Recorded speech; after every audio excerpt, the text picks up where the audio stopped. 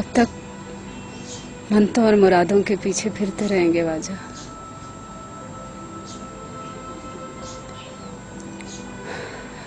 अल्लाह ताला ने हमें औलाद देनी होगी तो वो खुद ही कोई फूल खिला देगा।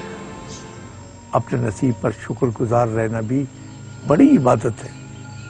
नहीं सही, ऐसा न कहें। मैं बड़ी उम्मीदें लगाकर आपकी चौखट पर आया हूं।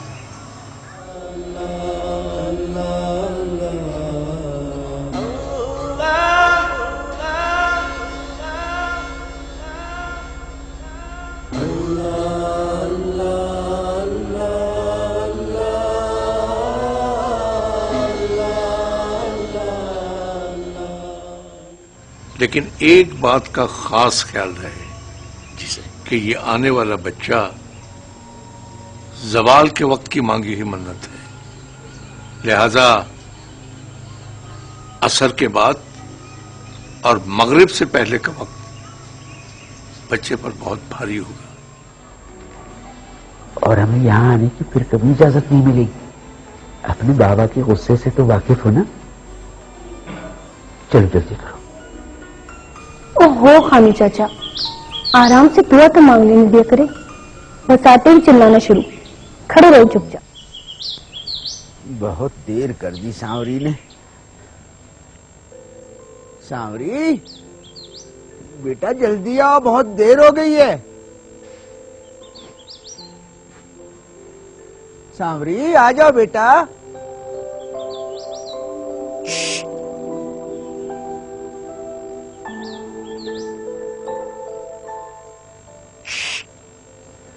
ये करीबक से मेरा फड्डा करवाएगी।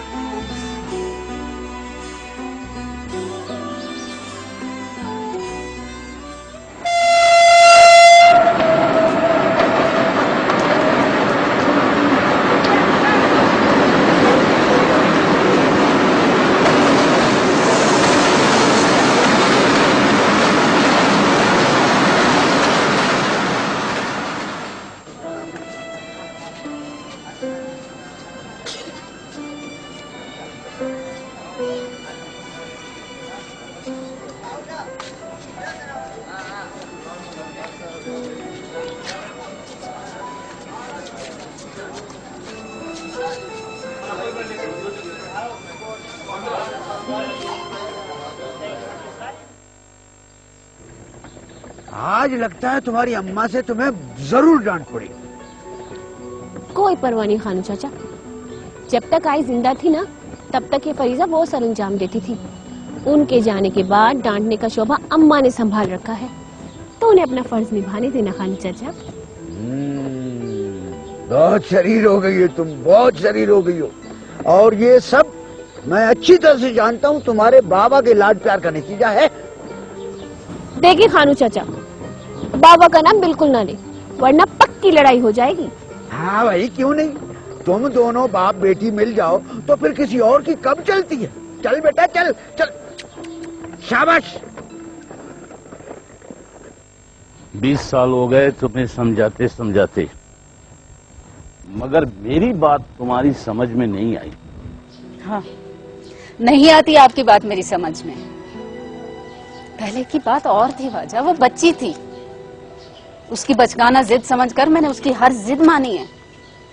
मगर अब सांवरी बड़ी हो चुकी है, उसका यूं दरगाहों पे पटकना अच्छा नहीं लगता।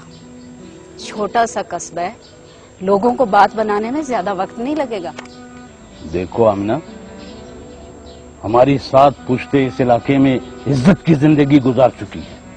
किसी को मजाल है कि मेरी बेटी के बारे में एक लफ्ज भी अपने मुंह से गलत निकाले। चलती हवा और जबान से निकली हुई बात को कोई नहीं रोक सकता वाजा।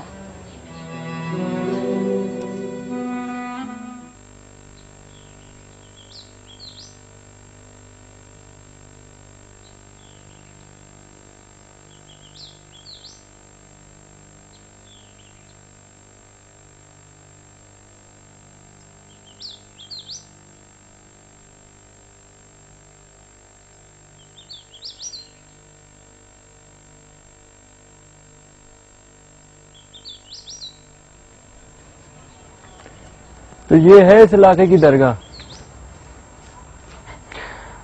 अब ये तो बताओ हम यहाँ कितने दिन तक रुकेंगे? जब तक अल्लाह का हुक्म होगा बेटा।